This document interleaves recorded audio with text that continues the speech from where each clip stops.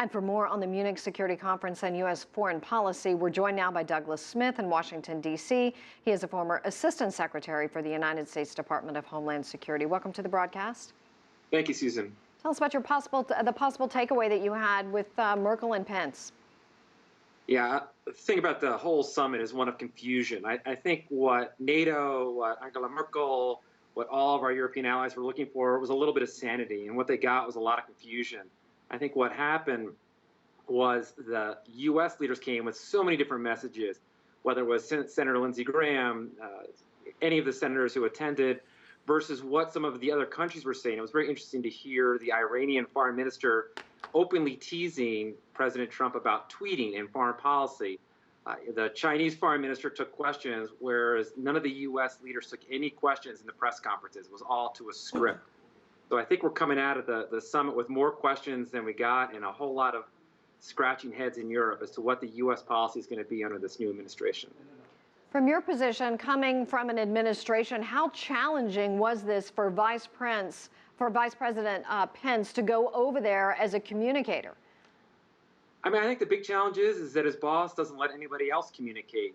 President Trump is so consumed with being the sole communicator that it takes the wind out of the sails, whether it's the Secretary of State, the Secretary of Defense, or even the Vice President, to say a message. And I think the challenge at these summits is they need to be very carefully orchestrated. And what happened this time is that our senators were saying one thing, our foreign leaders were saying one thing, and you couldn't get a unified message out of the U.S. government. So I think as the Germans and everyone else goes back home to their various countries, they leave with so many more questions than answers. And unfortunately, I think Pence was put in a tough spot.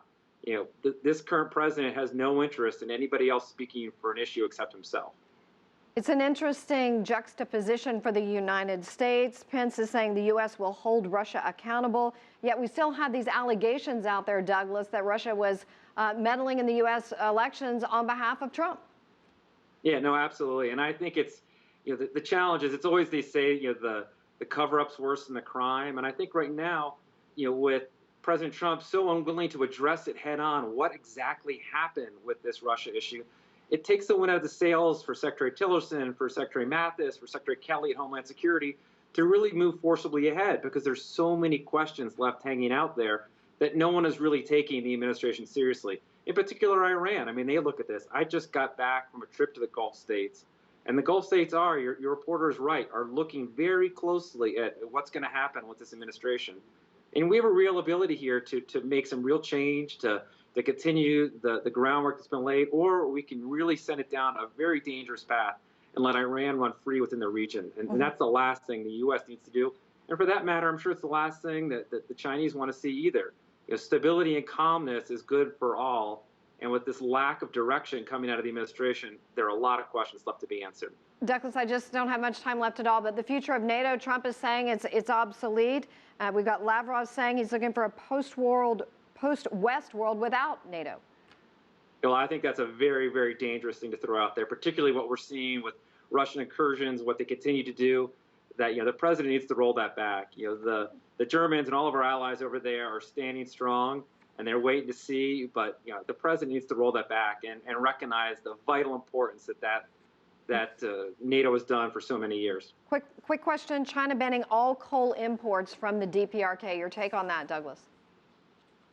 Look, I think the big challenge on this administration and everybody else is that, you know, when there's a vacuum, you know, other countries are going to do all sorts of actions. And I think, you know, the Chinese will continue to push. I think South Korea will push. I think everyone is going to push, seeing such a shambles coming out of the current White House that they know within confusion they can make some extra moves and see what happens. Douglas Smith, thank you for your time. We appreciate it.